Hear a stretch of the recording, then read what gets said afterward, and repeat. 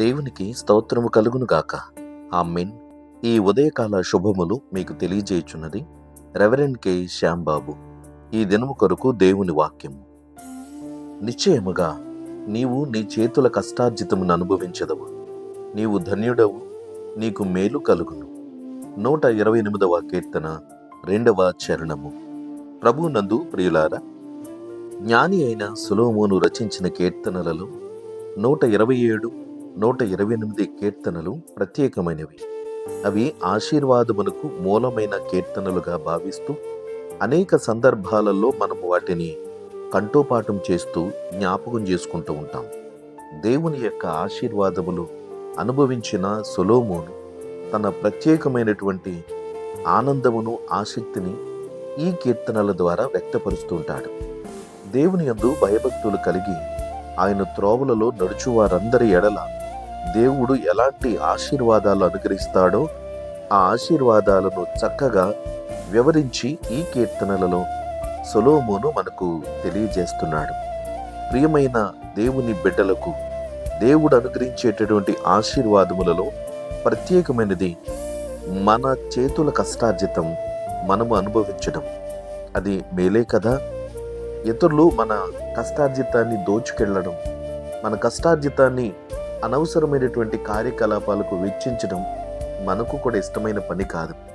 నిశ్చయముగా దేవుడు మన కృషిని, మన ప్రయాసమును నిశ్చయముగా ఆశీర్వదించాడు. కనుకని దానిని మనం అనుభవించుచున్నాం అనేటటువంటి ఆత్మ సంతృప్తి మనలో కలుగుతూ ఉంటుంది.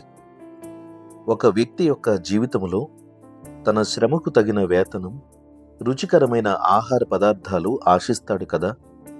మనం కష్టపడినది మనము అనుభవించాలంటే దేవుని అనుగ్రహము, కృప పొందగలగాలి.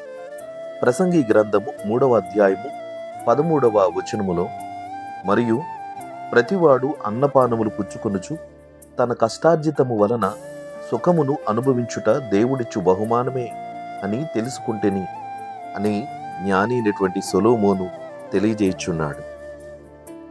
జ్ఞాని అయినటువంటి సొలొమోను యొక్క ఆత్మీయమైన అభిప్రాయములలో కష్టార్జితమును అనుభవించుటకు కూడా దేవుని యొక్క కృప మనకు మెండుగా కలగాలి.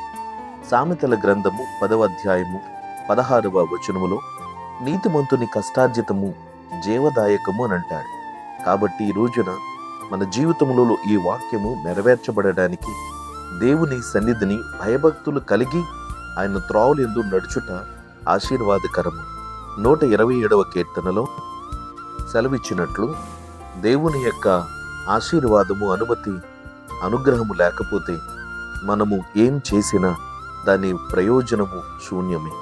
కాబట్టి దేవుని యందు భయభక్తులు కలిగి ప్రతి దినము మన కష్టార్జితమును దీవించు ప్రభు అని, అది అనుభవించు భాగ్యమును కలుగు చేయమని దేవుని సన్నిధిని అడుగుతూ దానిని అనుభవించుదాం.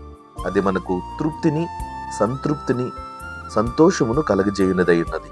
నిశ్చయముగా నేటి దినముంది వాక్యము మన జీవితములలో ఆశీర్వాదకరముగా చేసి మన చేతుల కష్టార్జితము మనం అనుభవించుటకు దేవుని దీవెన పొందుదాం.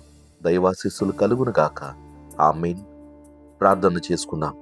ప్రేమగల తండ్రి, ఘనమైన దేవ, స్తోత్రాలు. నీ దివ్యమైన వాక్యము చేత మమ్మలను ఈ దినమందును కూడా సంతృప్తిగా, సంతోషభరితులనుగా చేసినాం. మా జీవితములలో ఎల్లప్పుడూ మీ నుంచి ఆశిస్తున్నటువంటి ఆశీర్వాదాలు పొందుకోవాలని నీవు కూడా మా కొరకు వాటిని సంసిద్ధపరుస్తున్నావు. నిశ్చయముగా నేటి వాక్యము ద్వారా మా చేతుల కష్టార్జితము మేము అనుభవించున్నట్లుగా నీవు అనుగ్రహమును చూపండి. నీవు ధన్యుడవు, నీకు మేలు కలుగును అని నీ వాక్యమును మాకు బయలుపరచండి. మా ఎడల నీ కృపను అత్యధికముగా దయచేసి నీ అనుగ్రహమునకు పాత్రులుగా చేసి మమ్మల్ని నడిపించమని ప్రార్థిస్తున్నాం. మా వలనే ఈ వాక్యమును ఆలకిస్తున్న ప్రతి వారికి ఈ ఆశీర్వాదములు కలుగచేసి వారి కష్టార్జితమును, వారి ప్రయాసమును మీరు దీవించుమని ప్రార్థన చేయుచున్నాం. ప్రభువా, ఈ సన్నిధిని ఇంకెవరైతే శ్రమల పాలై, దీనులై, బలహీనతలతో, సమస్యలతో సతమతమవుతున్నారో, సరైనటువంటి ఆరోగ్యమును, ఆహారమును వారికి అందించబడలేకుండా ఉన్నారు, వారందరికీ కృప చూపండి. నిశ్చయముగా ఆశగల ప్రతి ప్రాణమును తృప్తిపరిచే దేవుడవు నీవు. అరచుకాకు పిల్లలకు ఆహారం ఇచ్చువాడవు. ఆకలి దప్పులతో వారికి ఆహారమును, ఆశీర్వాదమును క్షేమమును కలుగు చేయమని యేసయ్య నామమున ప్రార్థన చేయుచున్నాము తండ్రి. ఆమేన్. తండ్రి, కుమారుడు, పరిశుద్ధాత్మయను త్రియేక దేవుని దీవెన ఎల్లప్పుడూ మీకు తోడయుండును గాక. ఆమేన్.